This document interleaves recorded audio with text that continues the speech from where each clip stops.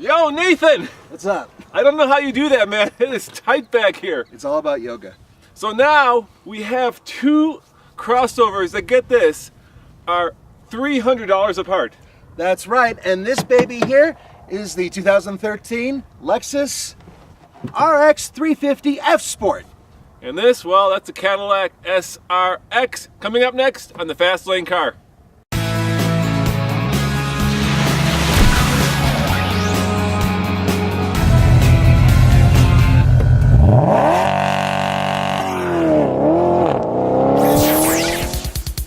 Nathan, I know we call this a mashup, but oh my God, do these cars compete. Mine cost $52,645. How about yours? $52,970. It's about as close as you can get. Pretty much. Unfortunately, folks, this isn't going to be a regular mashup. It's going to be a proper matchup. That's right. And we're going to find out if you've got $53,000 in your pocket, which of these two is better.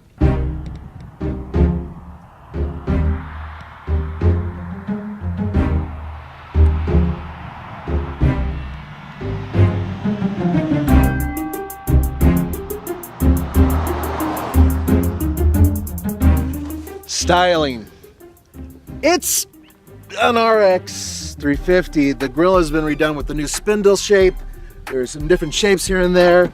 They've definitely gone through an awful lot of trouble to let you know that they've really not done very much with this front end. But they do have these really cool looking F Sport badges.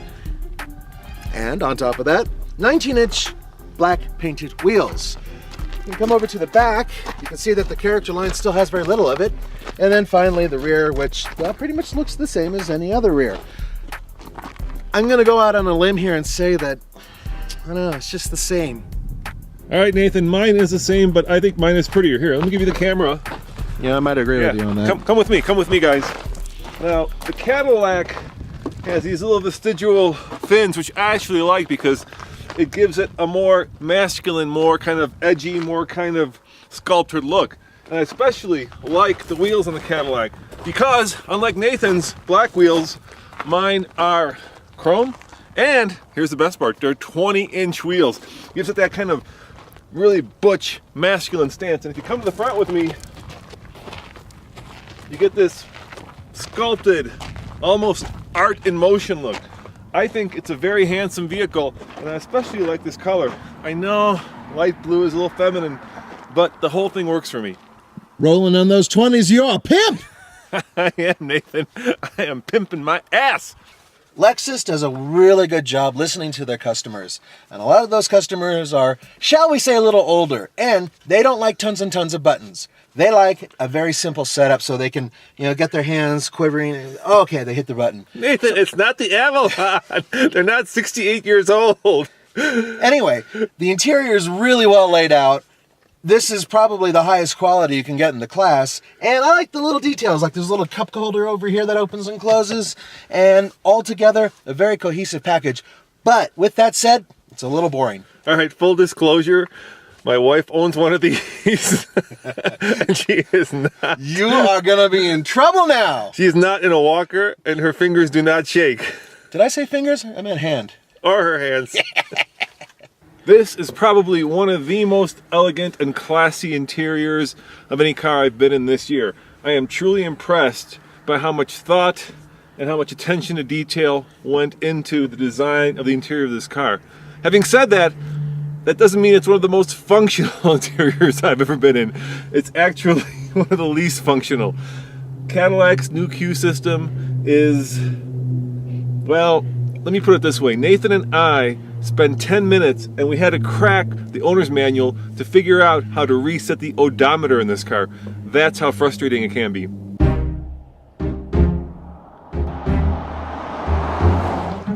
Nathan, this Caddy is just packed full of technology, and one of the things that it has is active noise cancellation. Okay. So you have the new magic wand there. So let's see how loud this baby is, huh? Yeah, keep in mind that the car we tested earlier this week, which was the Ultima, was at 77 under full acceleration. So I'm gonna accelerate, you turn it on, let's find out. Ready? Mm-hmm.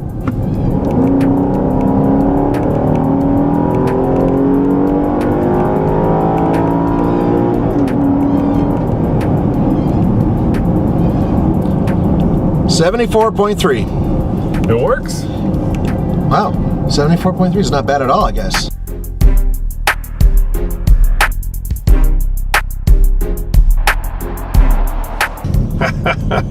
Nathan, I have the magic wand.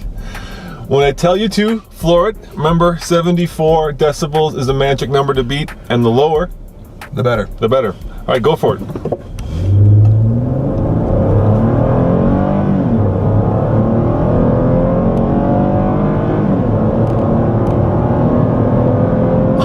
Oh, 72.6.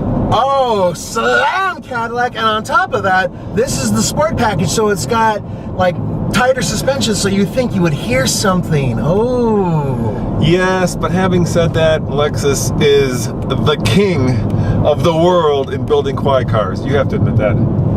I admit that. Nathan, did you know that the Cadillac has this new haptic interface? I have no idea what you're talking about. Well, what that means is when you sweep your finger across the screen, for instance, and you touch a button, it vibrates a little bit. Oh, so you can feel that you're engaging a button or something. Yeah, but it does more than that. Do me a favor. I am going to go stand behind the car. You put it in reverse and just back up just a little bit. So I'm going to be the obstacle behind the car, but don't run me over. So when I get back there, put it in reverse and see what happens when you put it in reverse and start backing up, okay? I'll try so hard not to run you over. Don't run me over, Nathan. All right, I'm back here. Go for it. All right, it's in reverse. Yep.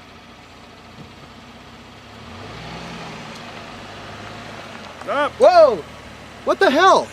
Whoa! What the hell? Is it supposed to do that? Because it's like under my butt. That's right. Did you feel it? No, I said, whoa, what is that? Just because I wanted to say that. Did your left or right butt cheek vibrate, Nathan? A little bit of both. That's what happens. The Cadillac is warning you that you're about to run off over something like your partner. You're literally getting kicked in the butt because you're about to run someone over.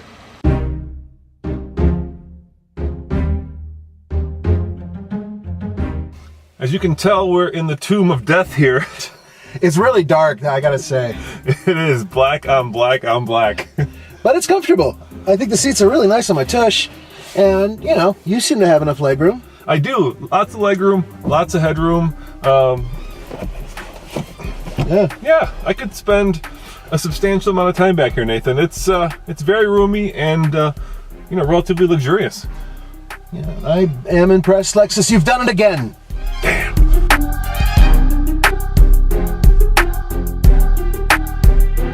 All right, Nathan. Definitely much tighter back here. Beautiful all the way to the back sunroof, but because of it, my head hits the side of the ceiling. I could watch that all day long. These do come with these handy dandy little entertainment centers right here, so that's kind of cool for the price, and it's nice looking, but yeah, it's tighter altogether. Yeah, it's much tighter back here because the roofline slopes, which looks great from the outside, but there's a price to pay on the inside. Especially if you have hair. Rats. So folks, this is the F-Sport, but what you're looking at is the same engine that's in all of the RX 350s. It is a 270 horsepower, 3.5 liter V6, puts out 248 pound-feet of torque, but because it's the F-Sport, it has an 8-speed automatic transmission.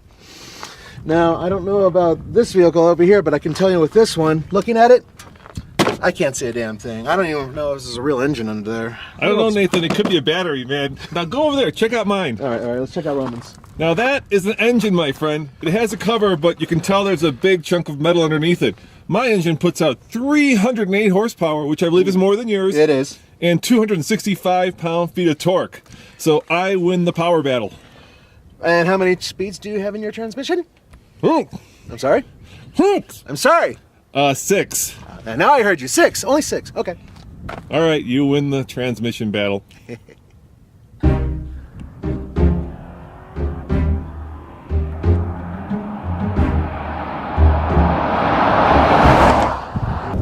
I love the ride and handling of this car. It's at that optimum point of being soft and compliant and yet firm. So when you take a corner like I just did, you know exactly what the wheels are doing. It's a fun car to drive. Unfortunately, it has a really firm headrest. So much so that it takes away from the driving pleasure. Once again, it's a car full of contradictions. Great ride, Nice engine note and a headrest that doesn't let me enjoy it. Odd. All right, theoretically, Nathan, you got the F Sport, but I've got the power. Yeah, let's see what the power can do. All right, 0 to 60, 1 mile above sea level. Solo DL is set up. I'm just gonna floor it. Here we go. Oh, that headrest is just biting into my back. You need to slouch like I do. Drive like my grandma. All right, there you go. What do you think? I think that's slower than I expected. I thought it would be a little faster. Folks, it's 9.69. 9.69, yeah, that's pretty slow, but once again, heavy car, all-wheel drive, and 2 big dudes. And 1 mile above sea level. I wonder what the Lexus will do. The Lexus is gonna kick its ass. I doubt it. I will make you a bet, right here, bet. I bet you will not go under 10 seconds. Got that bet. All right.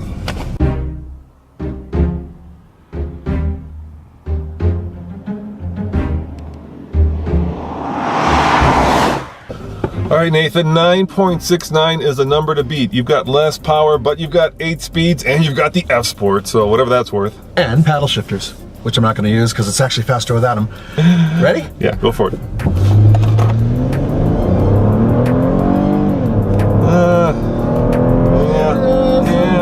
Yeah, there it goes, and... I can't believe that, Nathan. It's just like the price. That could not be any closer. Tell them. 9.72, folks. 9.72.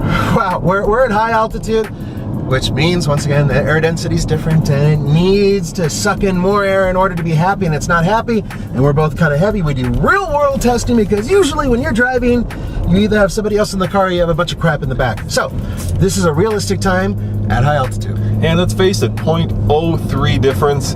It's just, that's just a matter of tossing a coin at that point. Yeah. They're identical. Yeah, I'd agree.